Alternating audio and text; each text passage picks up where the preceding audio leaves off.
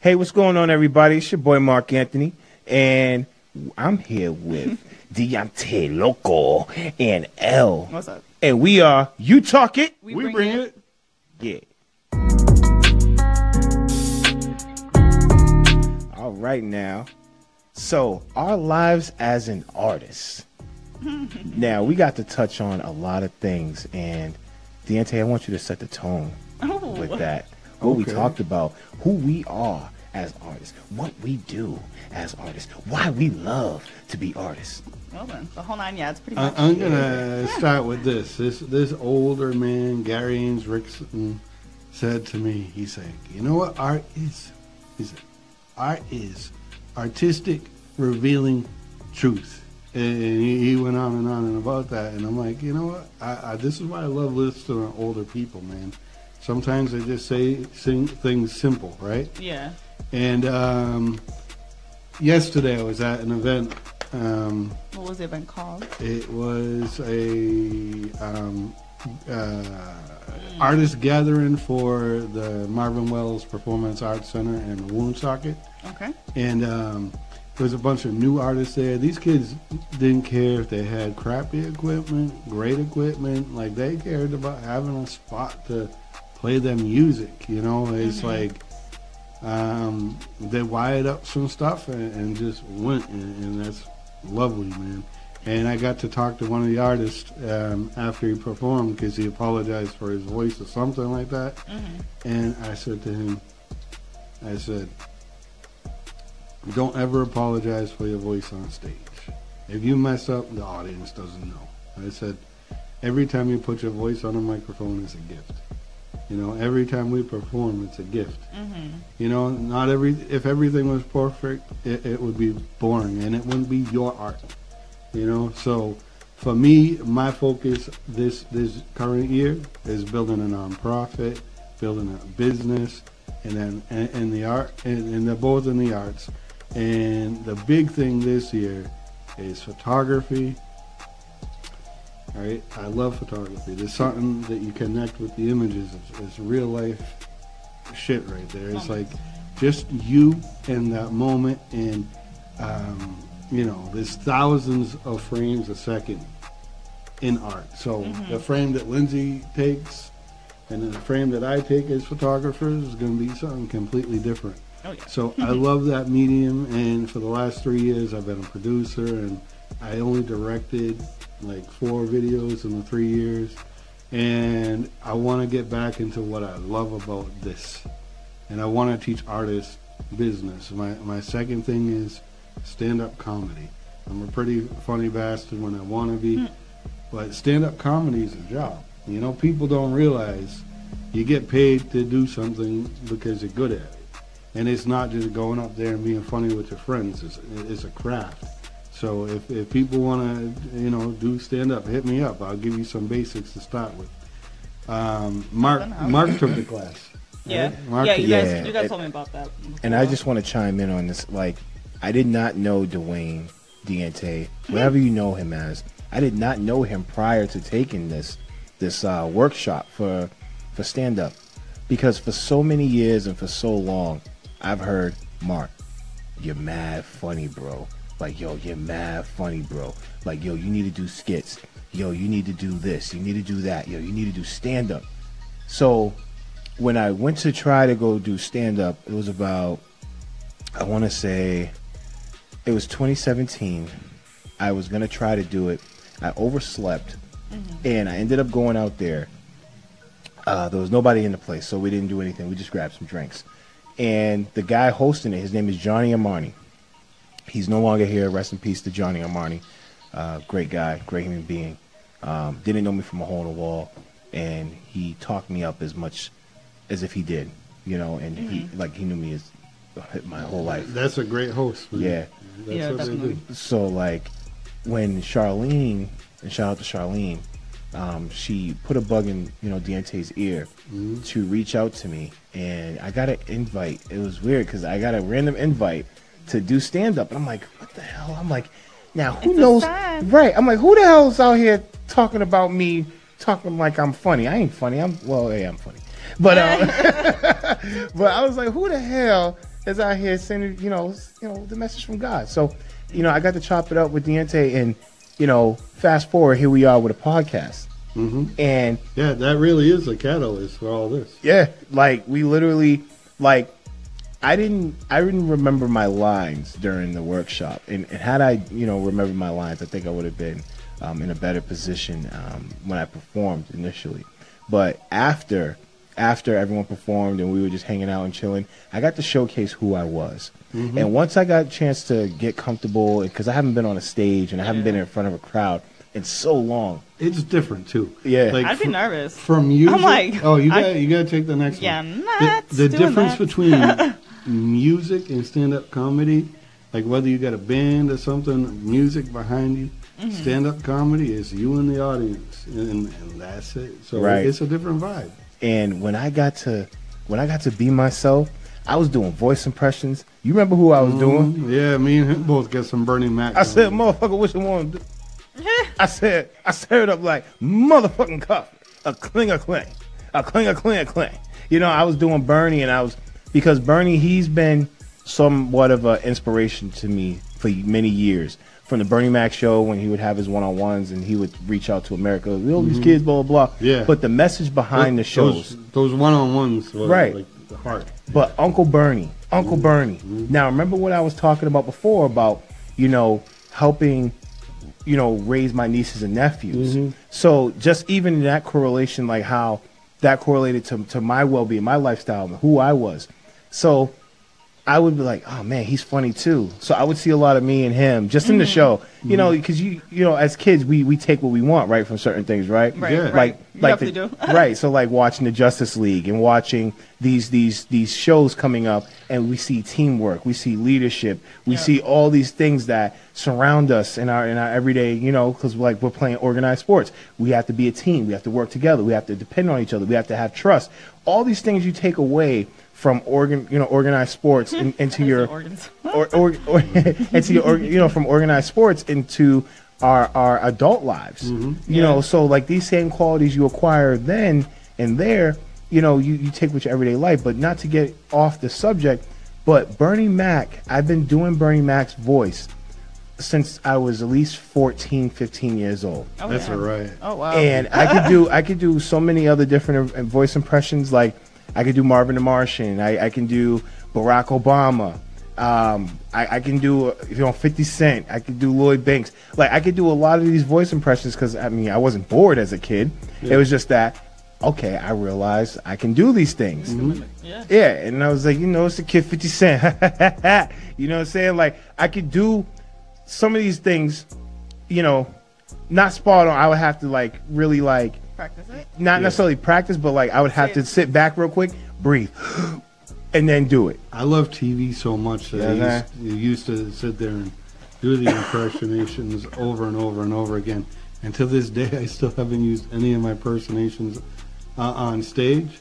But I like for it to come out naturally, like I was busting some kids' balls at the college, mentoring and stuff, and I'm like, I just laid into all four of them, and I went on a Bernie Mac routine on my own. Yeah. And I'm like, oh my god, I just did Bernie Mac. It was like it ghosted. It passed right through me, passed right out of me, and I give y'all props to do that. Like, I could not. Like so if you go on an interview, right, and you listen to 50 Cent, this is how he talk. You know what I'm saying? Yeah. You know what I'm saying? Like vitamin water, got 400 ml off the dip. You know what I'm saying? I'm from Southside Jamaica, Queens. They ain't say anything about a young black man coming out of Southside Jamaica, Queens, making it, man. Yes. All they do is they talk about everything I do on social media, man. They talk about Instagram, man. They talk about me like a motherfucking animal, man. Wild, you know what I'm saying? Wild. Like, that's just wild. You know what I'm saying? I could do 50 Cent's voice, and I could do his laugh. It's who you... I think it's more so like who plays an influence, I think, kind of on you a little bit, and who you who you see yourself as, and like, I don't know, man. I just... As a kid, I was just doing these things. So you know what I like to do with my impersonations right now? Impressions. I like to especially if I edit something and I have to hear that person's voice all the time. I catch myself saying something like that person until I get it down. and then when I talk to that person, I'll do that voice to them and see if they catch it. And most people have no idea. So it's just like pretty funny to me. I'm like, I'm doing your voice, right? No. And they're like, yeah, it's super fun. And then like I'll get to my last art that I want to do this year because I dabble, man. But I'm gonna touch on something you just said real quick because you're talking about sports, bringing people together. To make a movie, you need a team. To do a play, you need a team. To learn art, like your art, you needed somebody to teach you. To learn hip hop, you need a team to become an artist, and you need a team of mentors. Yep, and mentors, then when you master the craft or you're getting there, then you can start to explore things on your own. And when you get to that place where you can start to explore on your own, you actually find so much more about yourself. It's crazy. It's like you get to fall in love with yourself as an artist. Like Elle as a painter. That's what I was gonna say. Like, how did you find yourself in your paintings? Well, when I first started painting, my first painting was in like 2012, and that was like pretty not the best painting. And I've painted over that canvas already, so I can't show you it. But like I was like, it's a wrap. Like I don't need to see this again. We gotta save money, right? We gonna paint over it. I mean, it was just a good piece of canvas, anyways, and I like didn't really, whatever. Anywho, so I started then, and then I really took a class. I took a painting one class at Massasoit, and the teacher, Ketchum, was an amazing teacher, and he's been an amazing mentor the whole entire time that I was there. He like made me fall in love with art, like painting, essentially painting. Like he really did. Like I don't know, something about it just drew me. Yeah, and that's the thing is like, I'm gonna say this as an old guy that's tried a lot of things. I'll just leave the silence in a second. Yeah, but disclaimer. Yeah, we think about what you want. It's like for me, becoming a film director is something that I never thought could happen, right? No. I never thought in a million years. I thought Rocky cost $1 million in 1975. I'm like, where am I going to get that bread? You know what I'm saying? Yeah, that's true. It's like, that's such an old people word, bread. Nah, you can still use that. I was like, you can still use bread. We call it chicken nowadays. Yeah. I do not call it chicken. I'm not we call calling it chicken. I mean, that's the young kids nowadays. They call it chicken. Chicken? You know White chicken? I don't know. They say, we're getting that fetty, that chicken. You know what I'm saying? No. Yeah. No. Somebody needs to explain this. Like, I need to know why chicken. Out of all things, chicken. I was down with the youth until about answer her question a year ago. No. I'm like now I'm out of date all the time. Like I'm so out of date with the lingo of today. It's all good, man. I was okay 5 years ago. What's that thing I learned? No cap. I just learned no cap. Like no cap. Yeah. And I'm like, why am I still learning this stuff? I'm an old man. It's all good, man. Because you hang around young people. Yeah, so speaking of transition, and all these new things that's popping up, wreshling has transitioned. Mm-hmm. Oh my gosh, I have not seen wrestling since maybe I was like 4th grade, 5th grade. So that was I'm back when Stone Cold and The Rock, Yeah, I think. Yeah. Okay. That's when I was like 30. Rey Mysterio, I remember him. So like. Oh yeah, Rey Mysterio 619. Mm-hmm. Yeah, that's a San Diego area code, right? I think it is. Yeah, it is. My aunt has a 619 number. So wrestling is still amazing, and that is something else. It's another art. It's an art, right? It takes a team. That camera, listen, some girl's shorts got pulled down and her booty was out. The cameraman cut, and the director said, cut to camera 4 or something. You got to think on your toes sometimes. And the uniforms that those guys and girls wear, they're made backstage. There's a seamstress, and like there's one lady that makes a bunch of them. Sometimes they buy their own, but this lady's always out there fixing them and stuff. So you don't see that. Mm-hmm. You don't see the work that goes into the uniforms. You don't see. Now they don't use fireworks and stuff anymore. They use these LED I've never panels. been to like an actual wrestling match. Like I never have. I went to a live one. I've only seen them on like movies like Spider-Man seen them. That is it. Spider-Man. We're gonna do a YTI wrestling experience, man. The three of us have to go. I think we're gonna have to go to a live show. I didn't actually sit and spectate, but I was working it as working in the event. So it was dope. Like that was my first time ever like me being a fanboy, like I came up, you know, through the Attitude Era, seeing these guys battle Monday Night Wars with WCW. They're showing up at WCW's front door with tanks. Yeah, you know what I mean? dope.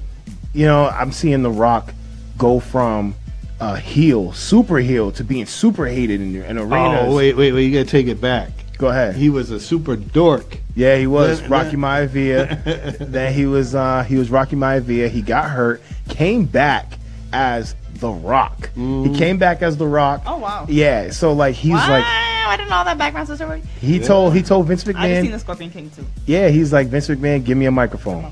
He gave him a microphone. He cut his best promo in '97, and he went into '98 as the most hated WWE superstar of that time. They had everybody back then too, and it was Yeah. like Stone Cold, The Rock, The Right. Undertaker. They were all in their prime, Yeah. and that was like having 3 Hulk Hogans. Yeah, you except had without, Owen. you know, You had Owen Hart there back Yeah. then. You just didn't have that racism from Hulk Hogan. Fuck you guys. I'm just saying. Right. You know, you can't be like that. Yeah. Wow. It's not that kind of world. Nah, yeah, with his daughter, and he was upset that his daughter was dating, messing around with black dudes, and What? he was caught. This was a thing? Yeah, he Yeah. was caught. They had some what was it, video or Yeah. phone recordings of him They caught him saying the N-word because he was pissed that his daughter's dating a brown man. multiple times. It Yeah. wasn't just like once. It was like Really? multiple. Yeah, Oh, multiple. wow. Yeah, I can That's tell you, crazy. I can tell you, I went to an old Hall of Fame event in New England Hall of Fame event. These guys talk inappropriate all the time. Like it's a lifestyle in their community, but certain things aren't acceptable in this world anymore. So you got to get past that. You know, if you want to be present in this world and you want to make money in this world today, right. you got to leave in like 1940 and 1940 Hulk Hogan. You know, you can't be talking like that. Right. It's just not inappropriate. It's not appropriate. But then I'm going to say some of the best things ever happened in the Attitude Era, and some tragic things like Owen Hart dying. I remember Yeah, that was tragic. like the world stopped. Yeah. You I know, wish I could see a picture. of Owen Hart. Yeah, put one up. Oh, okay. Can you pull up a picture of Owen Hart? Yeah. I could pull it up. It's open. So I'm like, somebody please put a one of face to my it. all-time favorite things, like Stone Cold ran and hit the ring with a beer truck and was like spraying everybody down with beer, and Wow. like Kurt Angle was like this like Olympic athlete, and he was super healthy, and he was like the gimmick was not him personally because he was on some drugs and shit. Oh, okay. But sorry. But Sounds good, then like they do this contrast thing, right? Where Kurt Angle's like this all-American healthy guy, and Stone Cold's being treated like the good guy because it was like wrestling started celebrating the anti-hero, you know. So Kurt Angle's getting mad, and he's become the villain, but he crashes in the ring with a milk truck, and he like sprays Stone Cold Steve Austin down. That was so funny. But my prize moment of the Attitude Era was Mick Foley winning his first championship. That guy had been through the ringer. He had his ear bitten off. He got thrown through the cell. Can you like zoom in on his face? Yeah, and like all these things, man. Okay, yeah. Yeah, he was part of the Hart family, and the Hart family is like a huge Canadian family in wrestling. Bret Hart, Anvil Neidhart, Now you got Natalia. yeah. Wow. They're kind of not using her right, though, you know, not giving her the proper she deserves because she's like the best wrestler in The female the division. Yeah. women's group. Yeah. Mhm. But you know, Owen, before he passed, you know, he had a great relationship with The Rock too. Yeah. So like they ended up being cool. He joined the Nation of Domination. Awesome. It's just the way they did it and scripted it back then. It almost felt real, right? Yeah, Like you yeah. knew Triple H and The Rock actually had some heat. Like they would go off script and literally get into each other every Monday night. Like you would see promos of Triple H cutting a promo, and you would see him say to Stephanie, I will never forget this. It's actually on YouTube. He said he forgot his lines. Talking about The Rock. Yeah. Like they literally hated each other at one point. They were very loose scripted back then, and now they're like super scripted because of PG era. Yeah. But I think it's like different, when you obviously. let people be themselves and you let them be, give them guidelines. Like, this is what you do, 1, 2, 3, figure out a way to get there. Now, not everybody can do that. Cutting a promo on somebody's a skill. Like, if someone's talking shit to me, if you're basic, I go to your mama jokes because I don't respect you. Right. But if it's like going hard, I can cut a promo on anybody all day. Just get me the right kind of mad and you're done. But it's like all this stuff is a skill. Remembering the script or cutting your own promos, like that is art. But what they do physically. Now, the Attitude Era was awesome, right? It had... The Attitude Era is... The eras go from what to what to what? What's Well, the timeline? So the I can Attitude follow. Era, the Attitude Era was mainly when you had The Rock, Triple H, Stone Cold, Chris Jericho ended up coming in. Kurt Angle was big in there as well. Undertaker came back as American Badass. Mm-hmm. You had Kane. You had John Cena came out of the Attitude Era. He did. With the ruthless aggression. Yeah, he actually. Well, I think he would have did all right. If he came at the end of it. Yeah, he came right at the the tip end of it. Mm-hmm. Stone Cold was on his way out. Mm-hmm. The Rock was on his way out. Hulk Hogan was starting to come back and be Hulk Hogan. Goldberg, they knew they were getting Goldberg. Yeah. You had Brock Lesnar coming in. Brock Lesnar was he's just a freak of nature. That man. I think respect. he's still the youngest WWE champion. Yeah, he is. I believe that's still a stat. Yeah. What was he? How old was he when he won? Like 24, I think. Yeah, he was, because The Rock was the youngest before. The Rock was 25 when he first won it. Yeah. And he literally won it, I think, he won it the same year he turned 25. He won it at Survivor Series. That was 98. There's so many old-timers in there right now. They're all like 40 years old. And they're still wrestling? Yeah. And they're doing these... And going hard? Crazy, yeah. Batista and Triple H have... He's still in there? They have a match at WrestleMania, and they're both 50 years old. Yeah, yeah. crazy. Like, that's And they're wild. they're both jacked to hell. Yeah.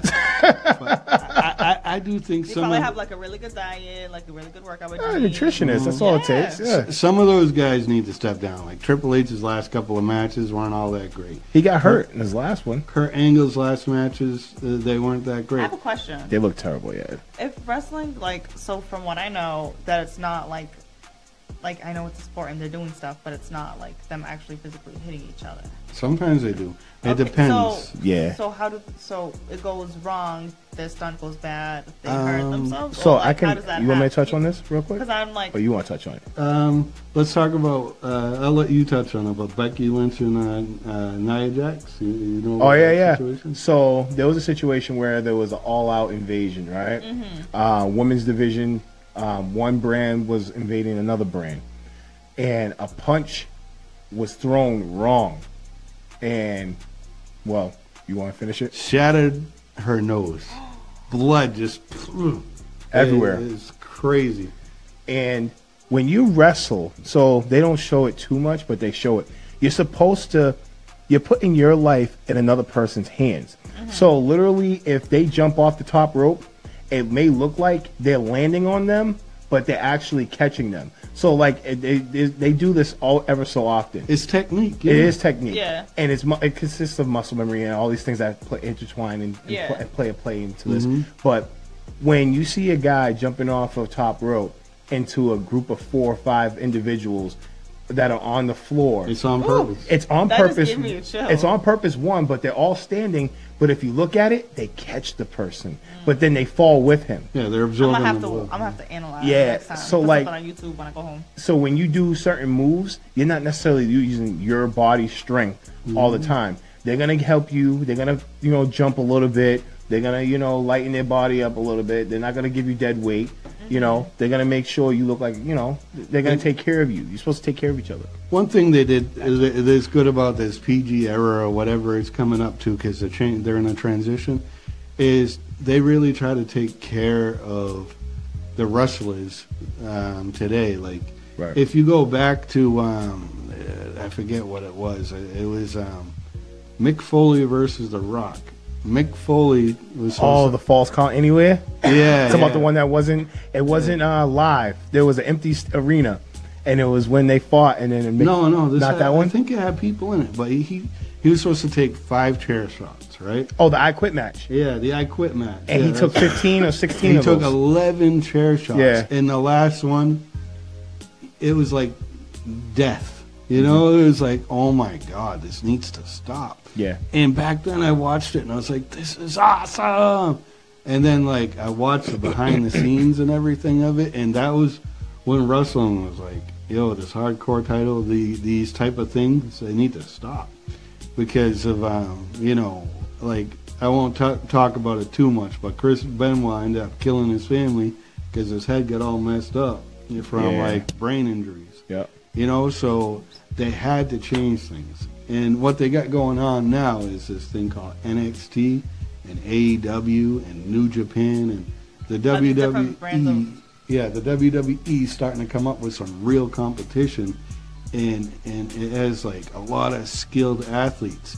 Like there's something from Japan called Strong Style where they make physical contact. They punch you, you know, and it's like 3/4 of a punch instead of like 100% of a punch, but 3/4. You know, in the gym, sparring still. Yeah, you know, sparring hurts. It hurts. Yeah. Like you're imagine. Yeah, I can only imagine. You're training with a guy who you see hitting the bag right next to you, who you lace up those boots. You're putting on all your gear. You're getting in the ring with this guy, and you're letting him, not necessarily letting him, but he's punching you, right? And he's trying to hurt you because he wants to get better, and you got to sit there at the end of it all, smile, shake hands, hug it out. You're my bro. We're on the same team. Like that but again, it creates character. Yeah, it does. But sparring, you're not going out to knock the other guy out. You're just building your technique. All these people live like a really like healthy lifestyle, I'd assume. Like if they're gonna go through most of this stuff, or at least Not in the 80s and the 90s. Those guys was all drugged out and pilled out. Well, I'm just saying. But to live a healthy lifestyle now, that takes a lot of hard work. It takes a lot of determination. It takes a lot of effort. Like you literally have to make sure you're getting enough sleep. You have to make sure you're counting your macros, your calories. I'm not counting daily. no macros, no dailies, no nothing. I mean, we're not doing it. But you know what to eat though, right? Yeah. I'm going to say this about nutrition: what you put in is what you get out. Right, and your body looks exactly how you treat it. You eat McDonald's, you look like. You're gonna look just like a Big Mac. Well, McDonald's is bomb after a hangover. Okay, so. Oh yeah. You gotta have everything. Yeah. But have everything in moderation. Okay. Right.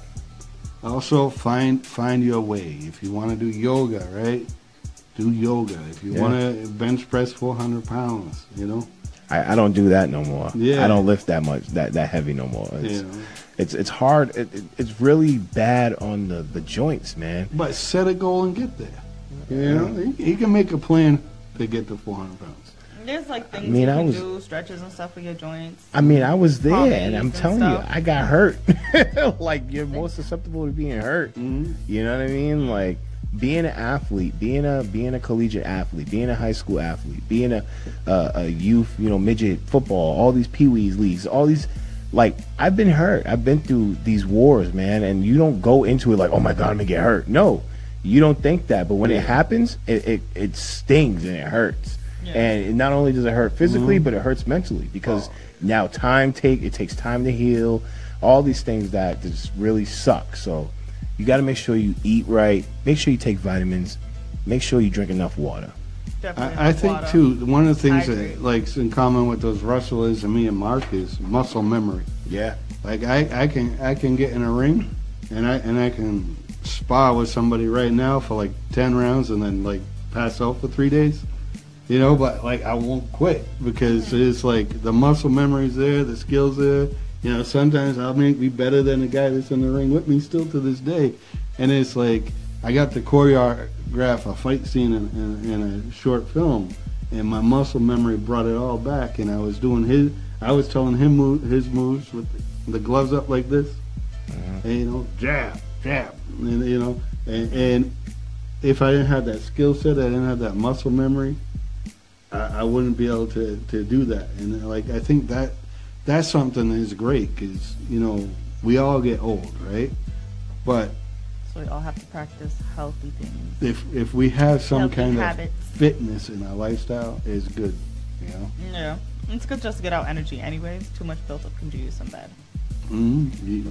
So L, Yes. that leaves us to our question of the day. So the question of the day, what healthy choices do you make? And healthy is just based off what you think healthy is. It's not our opinion or anything else. It's all solely up to you. You tell us. We love to hear it. Now, before we check out of here, what's a healthy choice that each of you guys make? Well, I go to the gym at least 5 times a week. No matter how busy I am, I'm in the gym. Like, you just added me to one of your movies. Mm-hmm. I'm doing that. I'm doing all these things. So now I got to make sure I get in the gym. Now, you get something out of that physically and mentally, right? Yeah, man. It's awesome. Like, literally seeing your body transform and just letting out whatever you have going on with you in the gym. It stays in the gym, and you just go home and be at peace. You're a little different because like natural like type person or whatever. I guess like what do you do for your healthy lifestyle? For my healthy lifestyle, let's see. So I'm a pescatarian. I don't eat meat. I do eat seafood. I know. Poor fishies. Sometimes I feel guilty and I won't eat them. But so yeah, I do that. I wear my crystals. Do my Reiki.